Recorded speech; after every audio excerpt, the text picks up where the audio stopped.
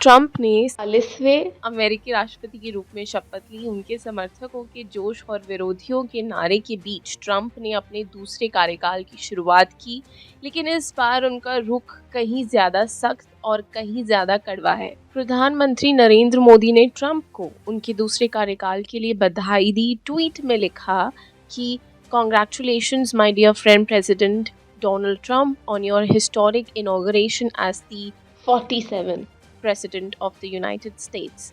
I look forward to working closely together once again to benefit both our countries and to shape a better future for the world. Best wishes for a successful term ahead. लेकिन क्या ये औपचारिक बधाई और दोस्ताना लहजा Trump की नीतियों को बदल पाएगा?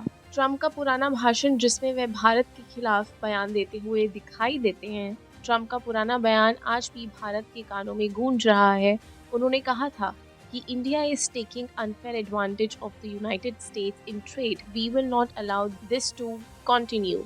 ट्रंप ने अपने पिछले कार्यकाल में भारत पर व्यापारिक शुल्क बढ़ाने और वीजा नियमों को कड़ा करने का आरोप लगाया था, और अब दूसरे कार्यकाल में उन्होंने इन्हें और कड़ा करने की योजना बनाई है। H1B वीजा पर नई पाबंदियों ने भारतीय IT सेक्टर की मुश्किलें बढ़ा दी है। भारतीय कंपनियों जो अब अमेरिकी बाजार में काम करना और भी महंगा और मुश्किल हो गया है। अपने शपथ ग्रहण के तुरंत बाद ट्रंप ने एक प्रेस कॉन्फ्रेंस में साफ कर दिया कि वह अमेरिका फर्स्ट नीति को पहले से भी ज्यादा सख्ती से लागू करेंगे।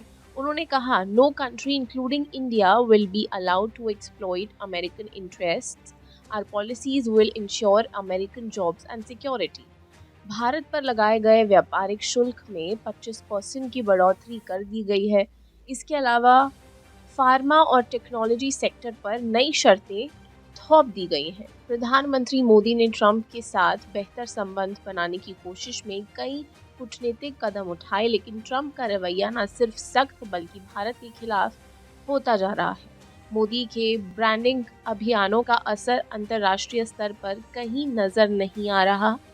मोदी और ट्रंप के बीच की मुलाकात की पुरानी तस्वीरें और मोदी का भाषण याद कीजिए। जब ट्रंप 2020 में भारत आए थे तब अहमदाबाद में नमस्ते ट्रंप कार्यक्रम हुआ था, लेकिन वह दोस्ताना माहौल अब सिर्फ एक याद बनकर रह गया है। ट्रंप ने ना तो भारत को व्यापार में रियायत दी, ना ही वीजा नियमों में सुधार किया। उल्टा अब उन्होंने भारतीय फार्मा कंपनियों पर अमेरिकी पेटेंट नियमों का पालन करने का दबाव बढ़ा दिया है।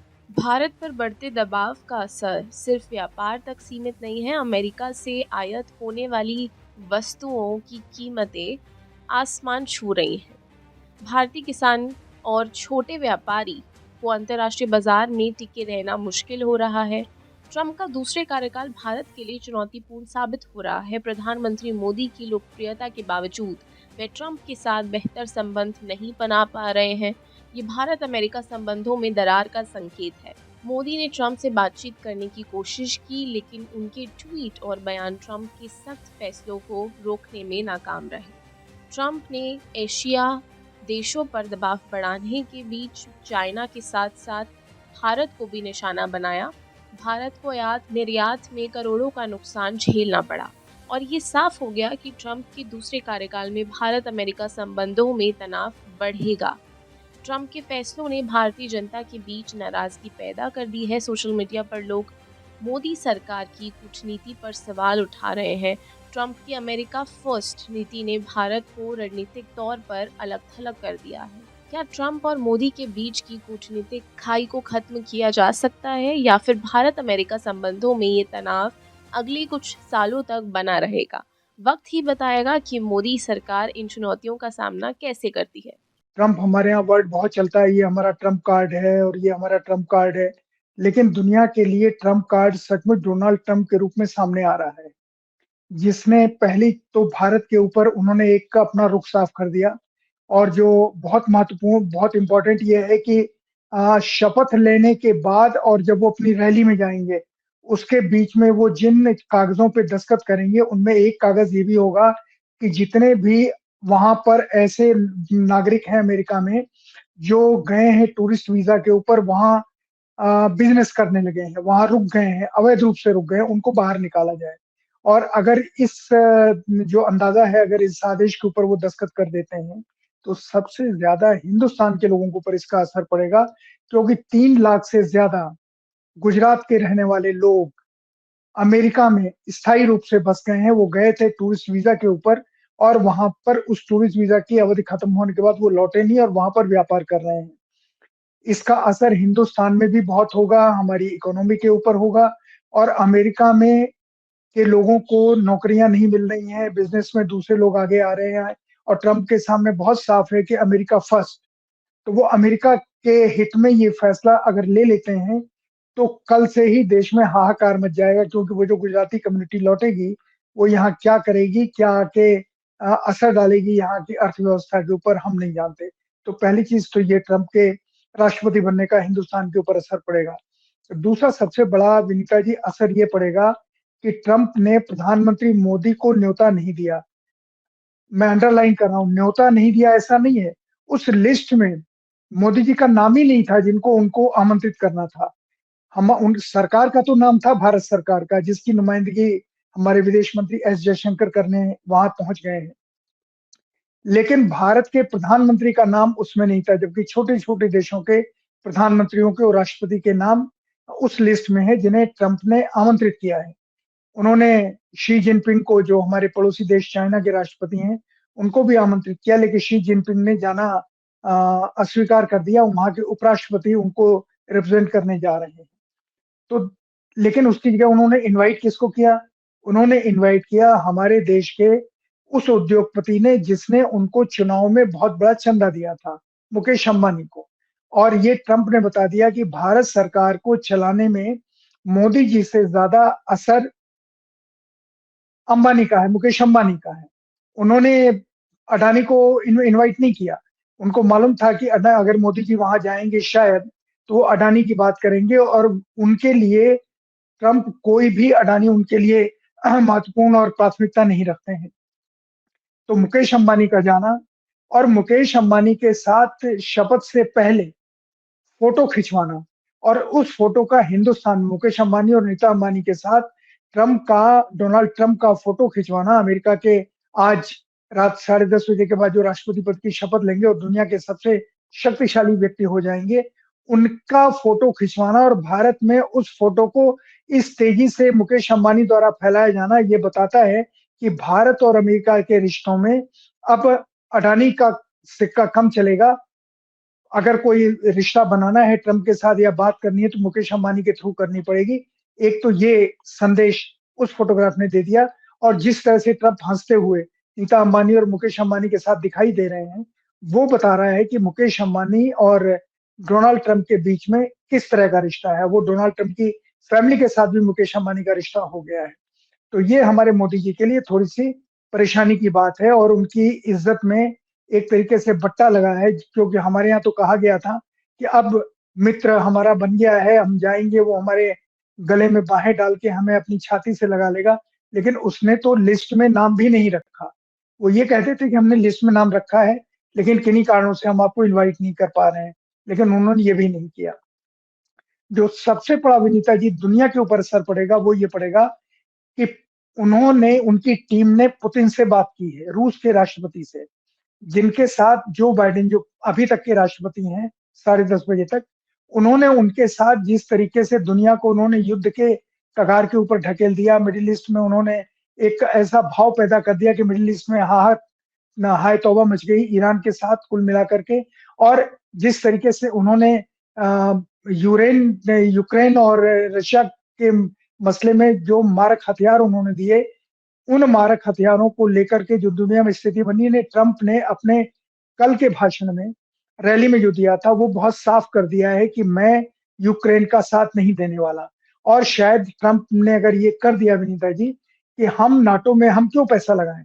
नाटो जिनकी मुसीबत है, जो यूरोपीय देशों की, वो अपना पैसा खुद लगाएँ। तो नाटो बड़ी परेशानी में आ जाएगा और पूरे यूरोपीय देश परेशानी में आ जाएँगे।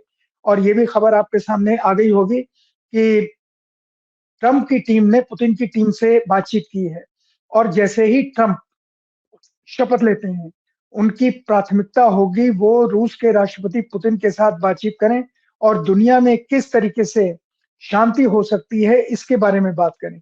जो मोदी जी के बारे में विदेशों में चर्चा है कि उनका नाम भी लिस्ट में नहीं है, जो वहाँ के अखबार में खबर छपी है न्यूयॉर्क टाइम्स और वाशिंगटन पोस्ट में कि उनका तो नाम ही उस लिस्ट में नहीं है। हमारे यहाँ तो बहुत शोर अलग तरह का हो रहा है और हमारे यहाँ की कुछ एंकर गई भी हैं और जिस तरीके से वो वहाँ मोदी जी का के ऊपर सवाल पूछ रही हैं और लोग जो जवाब दे रहे हैं वो कमाल के जवाब हैं, कमाल के सवाल हैं। वहाँ पर भी जाकर के हमारे जो कई स्टार एंकर हैं, जिनके जिनके खाते में एक भी स्टोरी नहीं है, लेकिन वो एंकर होने के नाते अपने को एडिटर समझ रही हैं और उन लोगों ने जिस तरीके से सवाल वहाँ लोगों से पूछे हैं, जब उनके जवाब हमारे सामने आ रहे हैं, तो सवाल पूछने के तरीके के ऊपर हमको बड़ी हैरानी हो रही है। पर जो सबसे बड़ी चीज़ हुई है, वो भी आपको बताएँ कि ज़ेलेंस्की जो यूक्रेन के राष्ट्रपति हैं, उन्होंने 3 बार ट्रंप के यहाँ ये कोशिश की कि हमें भी निमंत्रण मिल जाए शपथ ग्रहण माने का, हम वहाँ जाएँ, उनके साथ फ़ोटो खिंचाएँ। लेकिन ट्रंप ने 3 बार किए गए अनुरोध को भी बेरहमी से टाल दिया। उन्होंने ज़ेलेंस्की को इनवाइट नहीं किया, जिस तरह मोदी जी को इनवाइट नहीं किया। तो ज़ेलेंस्की और मोदी को उन्होंने एक पल्ले पे रखा। ये दुनिया के लिए बहुत बड़ा संदेश है कि ट्रंप अगर राष्ट्रपति बनेंगे, तो दुनिया में किस तरह का बदलाव आएगा।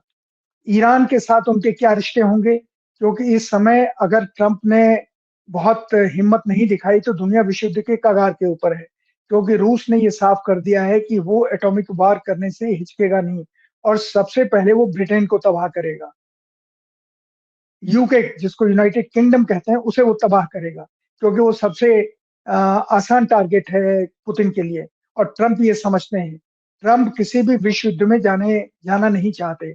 अगर मैं जो कह रहा हूँ, अगर मेरी खबरें सही हैं और 10:30 बजे के बाद जो 11:30 बजे वो रैली को देश के नाम रैली को संबोधित करते हुए अपना भाषण देंगे और जो 10:30 बजे दस्तखत करेंगे शपथ के बाद, शपथ और रैली में जाने के बीच में, तो अगर उनमें ये सारी चीज़ें हो जाती हैं, आप विनीता ये निश्चित मानिए कि पुतिन का नाम विश्व के इतिहास में अमर हो जाएगा, कि इस आदमी ने एक विश्व युद्ध आने वाले विश्व युद्ध को टाल दिया, जिस विश्व युद्ध को के कगार पर दुनिया को जो बाइडेन, जो अभी 10:30 बजे तक राष्ट्रपति हैं, 10:59 तक उन्होंने दुनिया को जिस खतरे में डाल दिया, ट्रंप ने अमेरिका सहित सारे दुनिया को उस खतरे से निकाल लिया।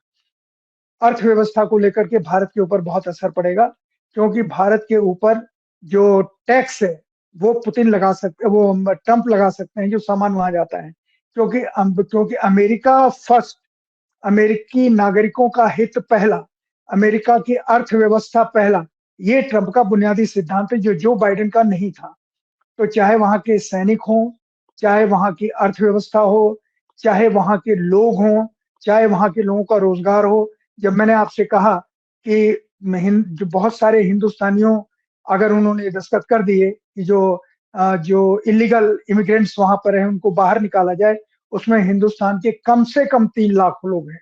वो 30 लाख भी हो सकते हैं, लेकिन 3 लाख तो हैं ही हैं और उनका 99% उनका रिश्ता गुजरात राज्य से है। तो मैं इसलिए आपसे कह रहा हूँ कि ट्रंप के बनने का सर दुनिया के एक ऊपर भी बड़ा बहुत असर सवाल पड़ेगा। सबके और आप हमसे जुड़े रहने के लिए सब्सक्राइब करें YouTube पर, फॉलो करें ट्विटर पर और लाइक करें Facebook पर। और ज्यादा जानकारी के लिए आपको टाइप करना होगा सिर्फ न्यूज नशा।